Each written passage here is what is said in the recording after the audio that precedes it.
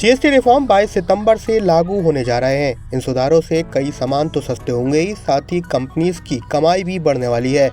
इसी बीच research agency CRISIL की report के मुताबिक जीएसटी में सुधार की वजह से इंडियन कंपनीज को फाइनेंशियल ईयर 2025-26 की कमाई में 6 से 7% की बढ़ोतरी होगी। नए जीएसटी रेट्स की वजह से एफएमसीजी, कंज्यूमर ड्यूरेबल और ऑटोमोबाइल जैसे सेक्टर के प्रोडक्ट्स की कीमतें कम होंगी। इससे एफएमसीजी, ड्यूरेबल और ऑटोमोबाइल सेक्टर से जुड़ी कंपनीज में रेवेन्यू और ग्रोथ पर सीधा असर पड़ेगा, जबकि निर्माण सेक्टर से जुड़ी कई सेक्टर्स पर इसका प्रभाव देखने लायक होगा। रिपोर्ट के मुताबिक जीएसटी में कटौती से कंजम्पशन में बढ़ावा मिलेगा, जो कि कॉर्पोरेट रेवेन्यू का 15% है। इसके अलावा जीएसटी का कटौती का समय बिल्कुल सही है, क्योंकि टैरिफ के दौरान मार्केट पर दबाव बना हुआ था और भारत के त्योहारों और शादियों के मौसम के बीच खर्च बढ़ जाता है।